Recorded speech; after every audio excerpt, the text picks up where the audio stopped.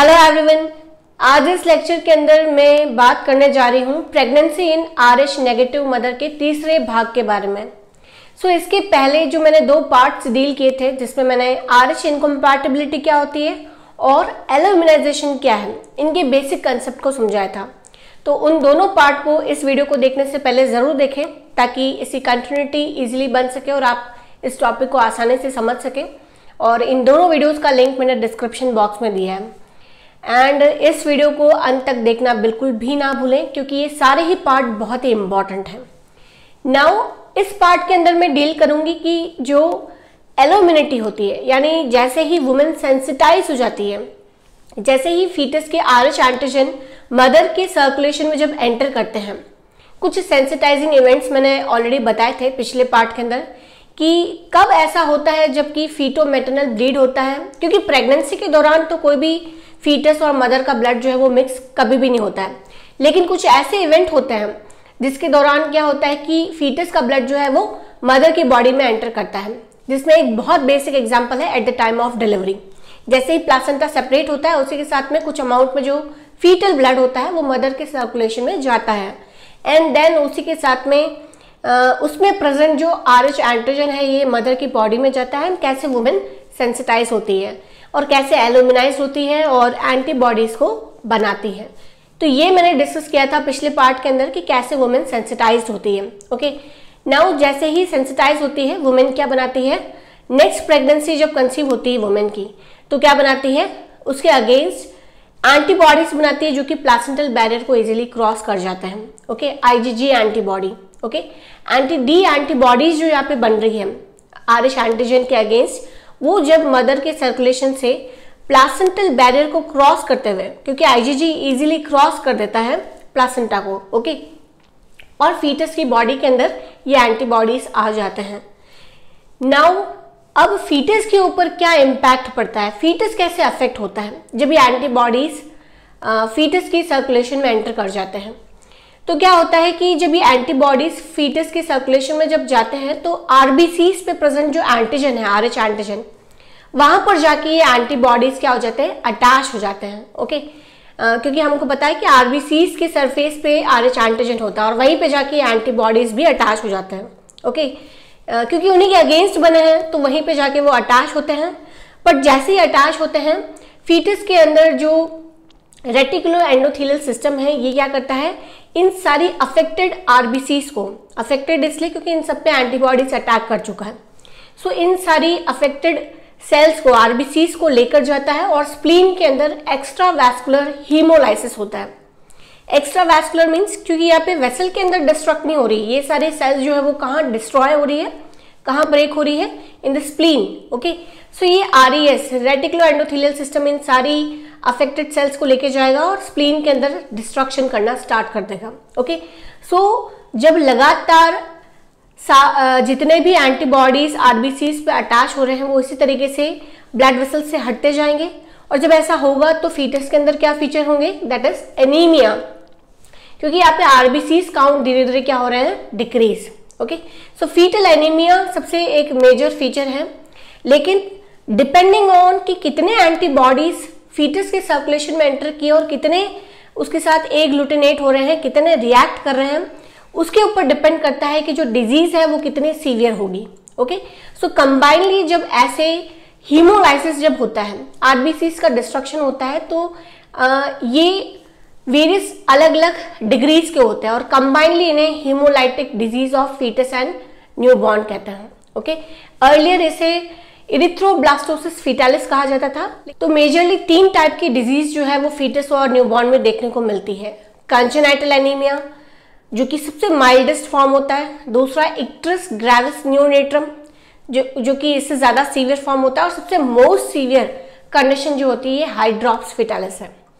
सो सबसे mild form का जो डिस्ट्रक्शन होता है जिसे कंजेनाइटल एनीमिया कहते हैं, यानी कंजेनाइटल मीन्स बाय बर्थ, यानी जैसे ही बेबी का बर्थ होता है, जैसे बेबी डिलीवर आउट होता है, धीरे धीरे स्लोली धीरे धीरे उनमें क्या दिखता है, RBCs डिस्ट्रक्शन के साथ में एनीमिया के फीचर पैदा होने के कुछ हफ्तों के अंदर दिखाई देने लगते हैं। तो यहाँ पर क्या होता है कि जितने एंटीबॉडीज न्यूबॉर्न बेबीज के अंदर एंटर किए थे वो सारे RBCs पे अटैच करके उन आरबीसीज को डिस्ट्रॉय करना स्टार्ट कर देते हैं। लेकिन यहाँ पर ये होता है कि इतना ज़्यादा ये सीवियर नहीं होता है कि न्यूबॉर्न के अंदर जॉन्डिस के फीचर शो करें। ओके, एंड धीरे धीरे जैसे ही और एंटीबॉडीज तो अब बेबी को मिलने से रहे, क्योंकि ऑलरेडी यहाँ पे डिलीवरी हो चुकी है, और एंटीबॉडीज जो है वो मदर से फीटस की ओर या मदर से बेबी की ओर नहीं आएंगे। तो और एंटीबॉडीज नहीं होने के कारण जो प्रॉब्लम है वो इतनी ज़्यादा सीवियर नहीं होती है। Okay, so this is the congenital anaemia. और सम टाइम लिवर के अंदर भी एनलार्जमेंट दिखाई देता है, ताकि लिवर का जो भी वर्क है दैट इज एरिथ्रोपोइसिस मीन्स और ज़्यादा आरबीसीज को फॉर्म करने का वो यहाँ पे बढ़ जाता है। तो सम टाइम लिवर भी एनलार्ज दिखाई देता है, बट इट इज़ नॉट उतना सीवियर फॉर्म नहीं होता है। देन सेकेंड जो होती है हीमोलाइटिक डिजीज, जो कि मॉडरेट फॉर्म की होती है, इसे बोलते हैं icterus gravis neonatorum. Icterus means jaundice, gravis means related to pregnancy, and neonatorum means neonate, newborn baby. Okay, newborn state के लिए कहा गया है नियोनेट्रम। तो यहाँ पर क्या होता है कि इंट्रा यूट्राइन लाइफ के दौरान जब फीटस यूट्रस के अंदर होता है, तो उस दौरान क्या होता है कि जो एंटीबॉडीज बने हैं मदर से, जब वो फीटल सर्कुलेशन में एंटर करते हैं तो लगातार फीटस के अंदर आरबीसीज को डिस्ट्रॉय करते चले जाते हैं, जिसके कारण बिलिरुबिन क्या होता है, आरबीसीज के ब्रेकडाउन से क्या बनता है, बिलिरुबिन।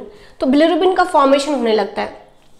सो ये बिलिरुबिन कुछ अमाउंट में तो लंग्स और स्किन के जरिए रिलीज होता है और एमनियोटिक कैविटी में आता है, एंड मेजरली जो बिलिरुबिन बना है फीटस की बॉडी के अंदर, उसको मदर का जो सर्कुलेशन है यानी प्लासेंटल बैरियर के जरिए ये जो अनकॉन्जुगेटेड बिलिरुबिन है in form of waste mother के सर्कुलेशन में प्लासेंटा के जरिए पहुंचा दिया जाता है। ओके, जिसके कारण एज सच जब तक कि फीटस यूट्रस के अंदर है तब तक फीटस की बॉडी पे कोई भी एडवर्स इफेक्ट नहीं होता है। ओके, फीटस कोई भी जॉन्डिस के फीचर को शो नहीं करता है, क्योंकि लगातार सर्कुलेशन से क्या होता है कि बिलिरुबिन वेस्ट मदर के सर्कुलेशन के अंदर एंटर कर जाता है वाया द प्लासेंटा। ओके, लेकिन प्रॉब्लम तब अराइज होती है जबकि डिलीवरी हो चुकी होती है। जैसे डिलीवरी हो जाती है प्लासेंटा कट डाउन कर देता है सारा वेस्ट एंड न्यूट्रिएंट का एक्सचेंज, एंड फीटस जो है अभी कंप्लीटली बाहर आ चुका है, एंड न्यू बॉर्न बेबी जो है अब यहाँ पर इसे प्लासेंटा हेल्प नहीं करेगा क्योंकि डिलीवरी हो चुकी है। तो इस कंडीशन में सारा वेस्ट जो बिलिरुबिन है वो अब फीटस की न्यूबॉर्न बेबी के बॉडी के अंदर ही रह जाता है, और न्यूबॉर्न बेबी का जो सिस्टम है वो इतना मेच्योर नहीं होता है कि इस टॉक्सिक सब्सटेंस को नॉन टॉक्सिक बना सके। ओके, लिवर इतना मेच्योर नहीं है, तो इसके कारण क्या होता है कि बिलिरुबिन की जो मात्रा है ये फीटल सर्कुलेशन में जो न्यूबॉर्न बेबीज है उनकी बॉडी में बढ़ती चली जाती है, जिससे न्यूबॉर्न बेबीज जो है ये जॉन्डिस के फीचर्स को शो करते हैं।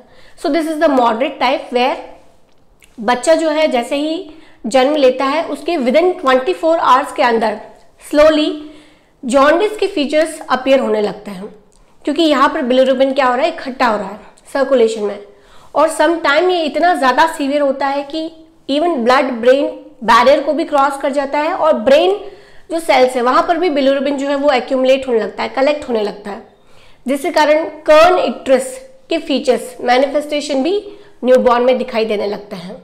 नाउ तीसरा टाइप जो है जहाँ पे सीवियरली आरबीसीज का ब्रेकडाउन होता है, सीवियरली आरबीसी डिस्ट्रक्ट होते हैं, जिसके कारण क्या फीचर देखने को मिलता है, दैट इज हाइड्रॉक्स फिटालिस। तो इसके अंदर क्या होता है कि एंटीबॉडीज मदर से इतनी ज़्यादा अमाउंट में बनी होती है कि वो मेजर अमाउंट में फीटस की ओर जाती है और उतने लार्ज अमाउंट में फीटस के आरबीसीज को डिस्ट्रॉय करती है, और उसके कारण क्या होता है कि जब इतनी आरबीसीज डिस्ट्रॉय होने लगती है तो बॉडी का जो मैकेनिज्म है, फीटल बॉडी क्या करती है, कंपनसेट करने की कोशिश करती है उस आरबीसी लॉस को, जिसके कारण जो फीटस का लिवर है वो और ज़्यादा फंक्शन करने लगता है, और ज़्यादा इमेच्योर आरबीसीज को बनाने लगता है, इरिथ्रोपोइसिस। ओके, इरिथ्रोब्लास्ट को फॉर्म करने लगता है, और क्योंकि इमेच्योर सेल से तो अगेन वापस क्या होता है, ये भी आरबीसीज ब्रेक होने लगती है। सो लगातार एक्सेसिवली आरबीसीज के और ज़्यादा प्रोडक्शन के कारण और ज़्यादा लिवर के फंक्शन के इंक्रीज होने के कारण हेपेटोमेगाली यानी जो लिवर है उसकी साइज इंक्रीज होने लगती है, क्योंकि आरबीसी डिस्ट्रक्शन भी बहुत ज़्यादा अमाउंट में हो रहा है, तो उसके साथ में स्प्लीन का फंक्शन भी बढ़ गया है। सो स्प्लीन के अंदर भी स्प्लीनोमेगाली देखने को मिलती है, एंड उसी के साथ में जब लिवर इस तरीके से एक्सेसिवली आरबीसीज की प्रोडक्शन में जब बिजी होता है तो जो इम्पॉर्टेंट कॉलॉइडल प्रोटीन्स जो हैं जो ब्लड के अंदर प्रेजेंट होते हैं, स्पेशली द एल्बुमिन, उसका प्रोडक्शन उतना सफिशिएंटली नहीं हो पाता है, इनएडिक्वेट हो जाता है। सो जिससे कारण कम प्रोटीन सिंथेसिस होने के कारण क्या होता है कि हाइपोप्रोटीनीमिया होता है, प्रोटीन कम होने लगता है। और जब ब्लड वेसल्स के अंदर colloid protein that is albumin, इसका जब अमाउंट कम होगा तो जो कॉलॉइडल ऑनकोटिक प्रेशर है जो कि एल्बुमिन के कारण मेंटेन रहता है वो भी नहीं रह पाएगा, और उस प्रेशर के डिक्रीज होने के कारण जो फ्लूइड है ब्लड वेसल्स के अंदर वो बाहर की ओर लीक होने लगेगा। वेसल से बाहर जब आएगा तो जो कैविटीज है, बॉडी कैविटीज, उसमें फ्लूइड एक्यूमुलेट होने लगेगा, जिससे कारण फीटस के अंदर एसाइटिस यानी collection of fluid in abdominal cavity भी देखने को मिल सकती है, प्लूरल एफ्यूजन जिसमें लंग्स के अराउंड भी फ्लूइड कलेक्ट हो सकता है, और इवन पेरिकार्डियल एफ्यूजन भी देखने को मिल सकता है जिसमें फ्लूइड हार्ट के अराउंड कलेक्ट होने लगता है।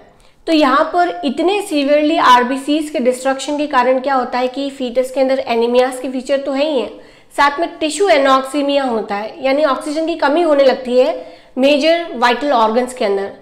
तो जो फीटल की बॉडी होती है वो क्या चाहती है कि किसी भी तरीके से जो उसके वाइटल ऑर्गन्स है वहां तक सफिशिएंटली ब्लड पहुंचे। तो इसके चलते कंपनसेटरी मैकेनिज्म के चलते हार्ट जो है वो एक्स्ट्रा ऑर्डिनरी पंप करने लगता है ताकि उस नीड को, उस ऑक्सीजन डिमांड को फुलफिल कर सकें। और उस एक्सेसिवली पंपिंग और एक्स्ट्रा फ्लो के कारण क्या होने लगता है कि there may be a chance of cardiac failure. So in majority of condition में ये कंडीशन इतनी सीवियर होती है कि even though still born babies हो सकते हैं, और इवन अगर डिलीवरी हो भी जाती है तो ऐसे बेबीज ज़्यादा दिन तक सर्वाइव नहीं कर पाते हैं बिकॉज ऑफ कार्डियक फेलियर। और इसी के साथ में इवन तो प्लासेंटा जो है वो भी क्या होने लगता है, एनलार्ज होने लगता है, बिकॉज प्लासेंटल साइज इसलिए यहाँ पर बढ़ रही है क्योंकि ये भी ऑक्सीजन डिमांड को फुलफिल करना चाहता है फीटस की। सो प्लासेंटा जो है ये एनलार्ज होगा, प्लासेंटोमेगाली भी देखने को मिल सकती है ताकि ऑक्सीजन डिमांड फीटस की फुलफिल कर सके। Okay, so these all features, ये जितने फीचर्स बताए ये मोस्ट ऑफ फीचर्स सोनोग्राफिकली एविडेंट किए जा सकते हैं कि फ्लूइड कलेक्शन हो रहा है, प्लासेंटोमेगाली, हिपैटोमेगाली, स्प्लीनोमेगाली, ये सारी चीज़ें हम सोनोग्राफिकली देख सकते हैं। और इवन सोनोग्राफिकली जो स्कैल्प होता है, जब फ्लूइड कलेक्शन बहुत ज़्यादा बढ़ जाता है अराउंड द कैविटीज़, तो स्पेशली स्कैल्प एरिया के अंदर भी क्या होने लगता है, फ्लूइड कलेक्ट होने लगता है अराउंड द स्कैल्प। ओके, तो ये as a Buddha's position sonographically evident की जा सकती है, जिसमें क्या होता है कि स्कैल्प के अराउंड एक हैलो दिखाने लगता है। हैलो मीन्स एक ब्राइट लाइट जैसा अपीयर होता है। तो ये ब्राइट लाइट जैसा अपीयरेंस स्कैल्प के अराउंड फ्लूइड के कलेक्ट होने के कारण बनता है।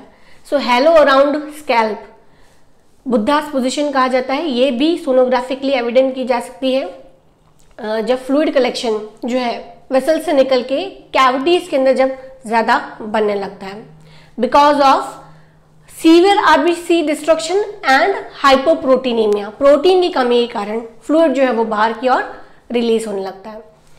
So these are the haemolytic diseases जो कि फीटस और न्यूबॉर्न के अंदर शो होती है जब मदर से बनने वाले एंटीबॉडीज फीटस की आरबीसीज पे प्रेजेंट आरएच एंटीजन पे बाइंड होते हैं तो उन्हें डिस्ट्रॉय करते हैं।